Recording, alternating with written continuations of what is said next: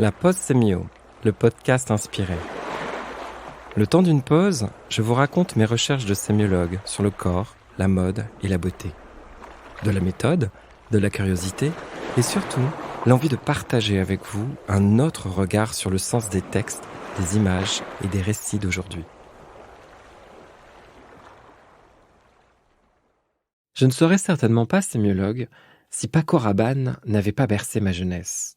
Le métallurgiste, comme le surnommait Coco Chanel avec dédain, vient de décéder, alors que cet épisode de la pause sémio soit un hommage à un homme étonnant et à son travail visionnaire de couturier.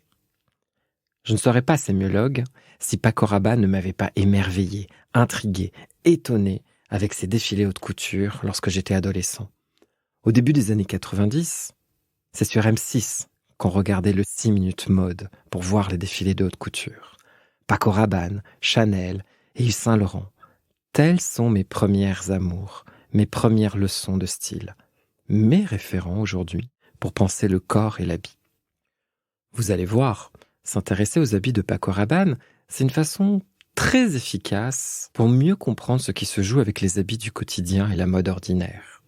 Au-delà de ce qui est propre à cet univers futuriste et très singulier, il y a une dimension étonnamment pédagogique avec la couture de Paco Rabanne. Quand on découvre les images de mode, quand on fait ses premiers pas dans le bain de la couture, je suis convaincu que le couturier franco-espagnol est un accès privilégié parce qu'il est le plus accessible en réalité des couturiers. Sa haute couture, en métal, en plastique ou en matériaux innovants, permet de comprendre très rapidement toutes les subtilités de l'habillement, de la construction des habits, de la signification des différents portés. Quoi de plus révélateur qu'un extrême pour interroger le banal et l'ordinaire? Oui, j'ai justement envie de vous raconter la valeur essentielle de la couture de Paco Rabanne dans cette perspective de la mode ordinaire. Quel challenge! Car ce vêtement est à la limite de la vêture, à la limite précisément de ce qui semble définir un vêtement, la portabilité, le confort, l'aisance. Si j'ai toujours été fasciné par Paco Rabanne, sachez que j'ai mené à 3 reprises des recherches académiques sur ce que ces habits de métal, de rhodoïdes et de papier nous racontent du corps, de la femme, des femmes, de l'époque, de l'éclat. En 2014, en 2016 et plus récemment en 2019 dans mon livre. Et cet épisode de la pause sémio revient sur ces travaux de recherche sémiologique avec un peu plus de légèreté. Aujourd'hui, je vous propose une petite synthèse de mes différentes enquêtes sémiologiques. Première partie, la beauté de l'importable. Paco. Rien que son prénom annonce la couleur de ce dont on va parler. Un prénom qui claque, un prénom qui fuse, un prénom immédiat. Mais aussi un prénom qui est profond. En espagnol, Paco est le diminutif de Francisco. Saint François d'Assise était dit le père de la communauté, le pater communitatis, Paco. Le corps habillé par Paco Rabanne développe un paradoxe similaire entre clinquant et profondeur, entre immédiateté et quête de sens. Pendant 40 ans, les vêtements haute couture de Paco Rabanne ont passionné les médias et le public par la mise en scène de ce paradoxe. Son vêtement s'éloigne des canons vestimentaires et résiste à l'analyse sémiologique.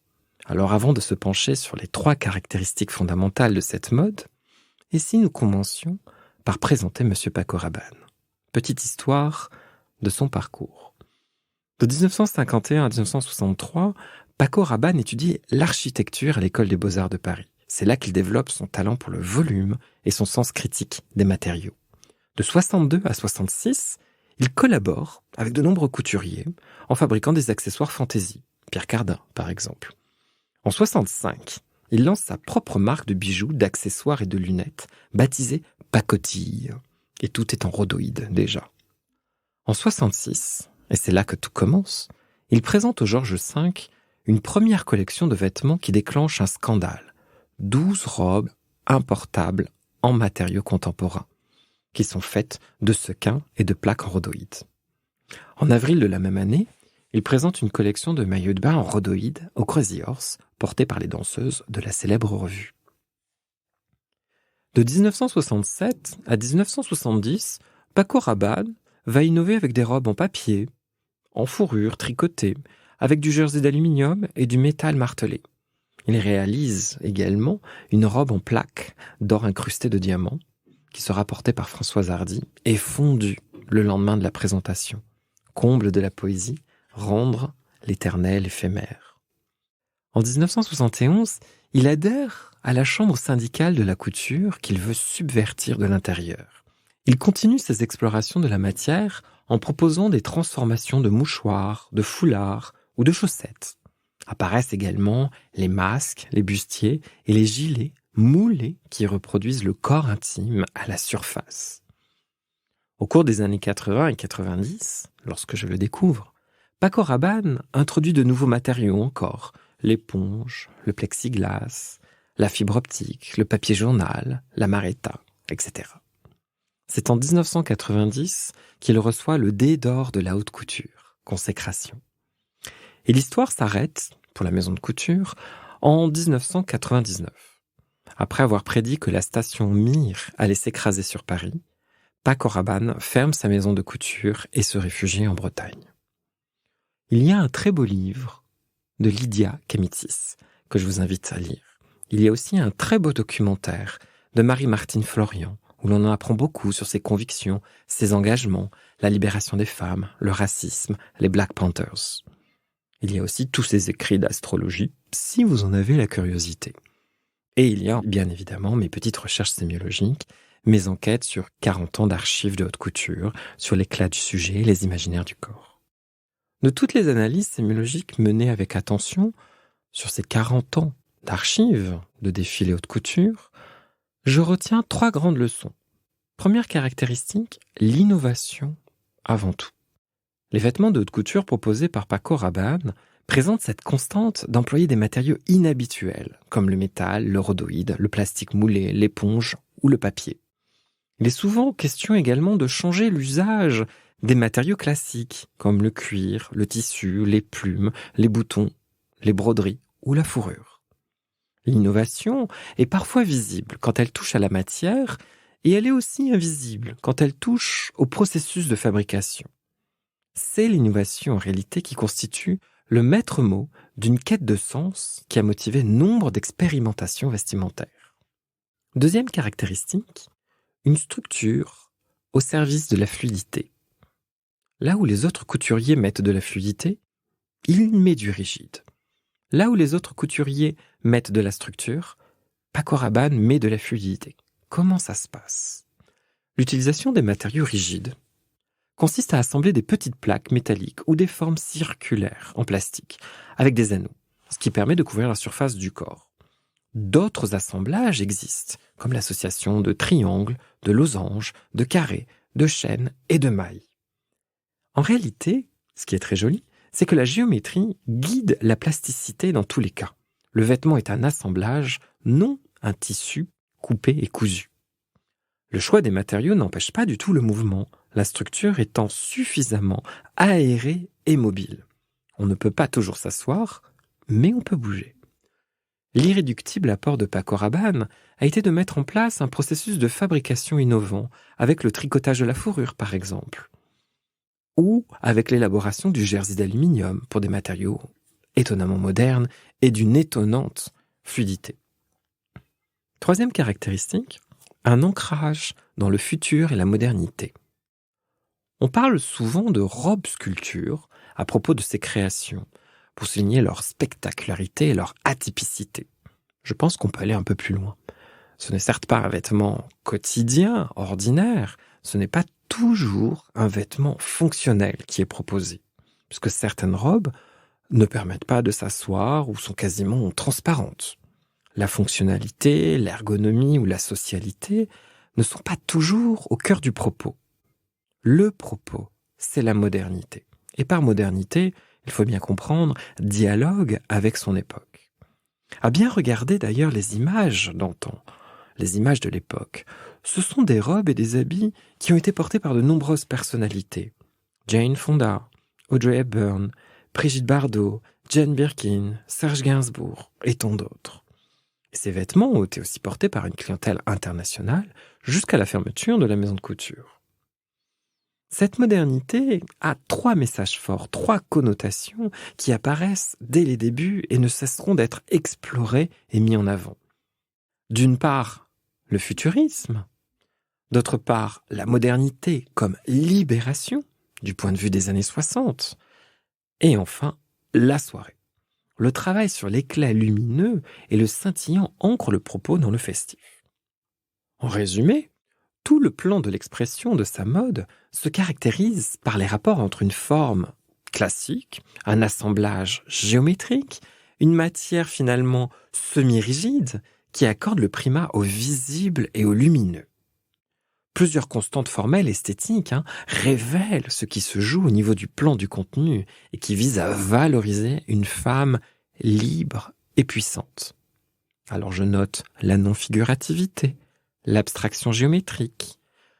On observe aussi une esthétique moderne, définie par la non-naturalité, la sélection des matériaux, leur traitement, l'apparence finale des vêtements, tournée vers un autre temps, le futur, le passé, un autre monde. Justement, il convient maintenant... Justement, parlons des imaginaires féminins, au pluriel, s'il vous plaît. Deuxième partie, les imaginaires corporels féminins. Chez Paco Rabanne, l'imaginaire féminin n'est pas en l'air, il n'est pas dans la communication. Il est dans la forme même des vêtements et il est toujours pluriel. Le vêtement Paco Rabanne ne contraint pas le corps de la femme, mais il en épouse les contours et se pose dessus ou devant. Il s'agit avant tout d'un travail qui porte sur l'enveloppe. Si l'on analyse les robes de Paco Rabanne en termes de forme, surface et fonction, on se rend compte que l'accent tombe toujours sur le matériau. Les autres aspects sont assez classiques en réalité. Malgré les expérimentations formelles les plus variées et l'ornementation tridimensionnelle, avec des picots, des tiges qui apparaissent parfois, la majorité des modèles est conçue à partir de 2 robes, 2 types de robes. D'une part, il y a la robe trapèze caractéristique des années 60, avec un décolleté carré. On pense évidemment à Yves Saint Laurent. Et il y a aussi la robe moulante avec un décolleté en V. On pense aux robes sirènes. À partir de ces 2 formes de base qui constituent la grammaire de base de Paco Rabanne et qui peuvent faire l'objet de multiples réinterprétations, l'enveloppe corporelle de la femme est traitée de 4 façons possibles. Tout d'abord, première façon, elle est imitée. Elle est imitée figurativement par des moulages dont on saisit l'empreinte. Elle est plastiquement représentée par des jeux de maillage, comme si la peau s'habillait d'écailles. Deuxième façon, l'enveloppe de la femme est sublimée par un effort de stylisation et d'ornementation. On est dans une logique de bijoux, d'accessoires, de joaillerie. On vient sculpter la robe en ajoutant du précieux, des pampilles et de l'ornemental. Troisième façon, l'enveloppe de la femme, son corps, est protégée par l'opacité et la solidité apparente du vêtement. On travaille, en l'occurrence, l'armure, le tablier, le casque. Quatrième et dernière façon, l'enveloppe de la femme est tout simplement réinventée et reconfigurée à partir de formes enveloppantes qui ne correspondent pas du tout au schéma corporel humain et proposent de nouveaux volumes, des cocons, des bulles, des accordéons, des choses spectaculaires. Tantôt sujet visible, éclatant et érotisé, tantôt sujet protégé dans un cocon refuge, la femme Paco Rabanne apparaît comme double. Et c'est là qu'émerge la question des imaginaires corporels féminins. Posons-nous cette question des imaginaires. Le couturier parle constamment dans ses interviews d'une quête de sens tendue vers un éternel féminin. Si la forme de l'expression est résolument moderne et innovante, la forme du contenu serait-elle classique ? En 1967, d'ailleurs, Paco Rabanne expliquait que la femme de demain sera efficace, séduisante, incontestablement supérieure à l'homme. C'est pour cette femme-là que je conçois mes modèles. Mes modèles sont des armes. Quand on les ferme, on croit entendre la gâchette d'un revolver. Il le dit et il le fait. Les imaginaires corporels féminins sont visibles d'emblée, et je vais vous en dire 2 mots. Ils sont associés à des connotations que l'on peut identifier et commenter. Nous avons ainsi une construction résolument postmoderne, qui passe par un mélange de références antiques et futuristes, médiévales et orientales, où la femme est toujours le sujet héroïque qui gagne à être contemplé, admiré, écouté, suivi. Justement, il me semble que c'est ce jeu sur le regard de l'observateur qui paraît crucial dans cette stratégie de mise en scène vestimentaire, de rôle féminin et d'imaginaire féminin. Certains habits, comme la robe trapèze, sont clairement inspirés en réalité de robes spartiates. D'autres habits sont inspirés de chevaliers médiévaux, de mousquetaires. Et d'autres, plus futuristes, s'inspirent de cyborgs. Paco Rabanne développe une mode guerrière, une mode en guerre au service des femmes. Allons un peu plus loin. Au regard de l'analyse des vêtements et à partir de l'identification de rôles, d'archétypes explicitement figurés, et bien souvent dénommés comme tels, dans la documentation d'ailleurs, nous pouvons identifier 3 imaginaires de la femme qui cohabitent et dialoguent. Il y a le chevalier, il y a l'amazone, et il y a la sirène. Il me semble que les figures du chevalier et de l'amazone participent en réalité de la même construction genrée féminine, où le féminin inclut le masculin et s'en approprie certaines caractéristiques, comme la puissance, la combativité et l'élan. Formellement, ce sont des figures distinctes, avec des codes différenciés, d'où la présence de 2 imaginaires. Avec la figure du chevalier, l'habit féminin se fait postmoderne, en mélangeant modernité et passé, présent et Moyen-Âge, le tout orienté vers le futur. Outre la construction temporelle de cette image de la femme, c'est le rapport aux vêtements qui interpelle. Dans ce cas de figure, on est sur une prothèse de protection, telle une armure avec casque ou une combinaison opaque. La femme est protégée en vue du combat. L'amazone n'est pas moins combative d'ailleurs, mais elle joue plus explicitement sur une ritualité féminine plus classique, celle d'une érotique vestimentaire dont je vous parle juste après. Pour ce qui est de la sirène, c'est une construction genrée qui passe par l'exclusion des attributs masculins et par l'exacerbation des caractéristiques féminines, poussant plus loin encore l'érotique en jeu avec la figure de l'amazone. La surface se fait réfléchissante, la matière moule le corps, telle une seconde peau en écaille de plastique ou en maille de métal. Tout se passe comme si l'érotisation de la surface visait la séduction de l'alter ego, tantôt dans le cadre d'un combat, tantôt d'un jeu forcément fatal. Parce que vous le savez bien, une sirène, c'est fatal.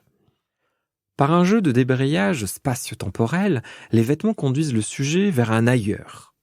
Il s'agit presque toujours de la construction d'une représentation scénique, d'une fiction où la femme deviendrait actrice d'un autre temps, d'un autre monde. L'immédiateté des connotations, parfois postmodernes, tant elle mélange les genres, surprend encore aujourd'hui. Et je pense au futurisme, à l'Antiquité, à la chevalerie, au cyborg, au harem, à l'orientalisme.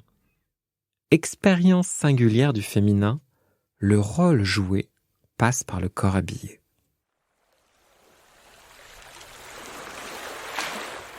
Troisième partie, l'éclat et l'érotique. Avec la mode de Paco Rabanne, quelque chose se passe avec la lumière, avec le mouvement, et ce quelque chose de singulier nous ramène inévitablement à l'essentiel de ce qui se joue avec la mode ordinaire. Paco Rabanne nous raconte bien des choses sans un mot, c'est aussi éclatant que sensuel. J'aimerais vous parler de la surface, tout d'abord, qui joue un rôle clé, plus précisément l'éclat de la surface, la brillance, le scintillement. Comme je vous le disais précédemment, il y a une dialectique entre 2 visions de la féminité. Une féminité éclatante et une féminité protégée. En réalité, presque tout le dispositif vestimentaire présente cette particularité d'être une surface qui réfléchit la lumière, qui joue avec l'éclat, avec plus ou moins d'intensité, qu'il s'agisse de métal brillant, de métal mat ou de plastique. Les explorations vestimentaires sont un seul et même acte de monstrance, dont la signification pourrait passer pour perdue aujourd'hui. Ça renvoie à un passé révolu. Mais ça reste néanmoins accessible du fait des connotations qui sont immédiates au plan du vêtement et des références convoquées. Il y a un acte créatif fort et quasi systématique qui vise à souligner l'éclat du sujet en réalité. Féminité éclatante et héroïsation du sujet fonctionnent de pair pour construire des imaginaires féminins glorieux et spectaculaires. Une femme ainsi parée d'éclat est une femme qui se montre, qui appelle la contemplation, l'observation. Elle n'était pas un objet à l'époque. Il ne s'agissait pas de réification. Elle était un sujet libéré. Il faut comprendre ceci. Le rapport radical à la matière et à la femme est la clé d'une forme de vie propre à Paco Rabanne. L'érotique de l'interstice. Qu'il s'agisse d'éclat ou de protection, l'interstice est toujours là. Entre les maillons, entre les plaques, l'interstice laisse entrevoir et imaginer. Pour comprendre la valeur en acte de l'interstice, parlons des robes moulantes et en mailles métalliques ou en anneaux de plastique qui imitent ou performent la structure épidermique. Cette surface réfléchissante qui fractionne la lumière en multiples éclats du fait du montage de l'étoffe à partir de multiples pièces, c'est en réalité une surface d'expression corporelle nouvelle et surtout d'ornementation féminine. Il s'agit d'une expérience du féminin hautement érotique, sans être sexy ni vulgaire. Les jeux de matière touchent à la surface et au rapport rigide et fluide entretenu avec le corps. L'efficience de ces dispositifs découle précisément de l'interstice qui laisse entrevoir le corps du sujet et permet le mouvement. Entrevoir et se mouvoir sont les deux actes en interaction pour saisir la valeur de chaque vêtement. Alors que tout laisse penser à un figement du corps, à un enfermement dans une cage métallique, et il y avait des cages chez Paco Rabanne, le mouvement révèle en réalité un corps habillé, léger, dont la luisance, la réflexion ou la transparence révèlent la fluidité, l'homogénéité et l'harmonie. Sans l'interstice, il n'y aurait ni vie ni mouvement dans ces corps habillés. La maille recouvre, le plastique transparent laisse entrevoir l'érotique né de ces espaces. Alors que Paco Rabanne travaille beaucoup le voile aussi, la maille est souple et laisse entrevoir le corps par le mouvement qu'elle accompagne. Et c'est là que l'on saisit ce qui doit se jouer pour tout vêtement ordinaire, à savoir l'incarnation des vêtements. Avec ce type de trame sérielle en métal ou en plastique, le corps habillé de la femme est entièrement sublimé. En réalité, on ne le voit pas, on le devine, on l'imagine. C'est ainsi que la personnalisation du vêtement sur chaque corps est rendue techniquement possible. Comme la rigidité n'est pas totale du fait du montage, le schéma de surface esquissé par la forme de la robe est appropriable, comme s'il était ajustable à chaque femme. Les formes prennent vie par le jeu de la matière et surtout, comble de poésie, par les vides de matière. Et tout se passe dans un joli renversement par rapport à la mode ordinaire. Ce qui est censé structurer est déstructuré, ce qui est censé être rigide est en réalité mobile. Il y a une mise en chair de l'enveloppe parce que le corps propre fait vivre la matière et enlève la rigidité au tout. L'artificiel prend vie par le corps et gagne en charge érotique. Monsieur Paco Rabanne nous a quittés la semaine dernière. Après 70 000 ans parmi nous, il disait que c'était sa dernière vie sur Terre. Alors, bon voyage. À bientôt!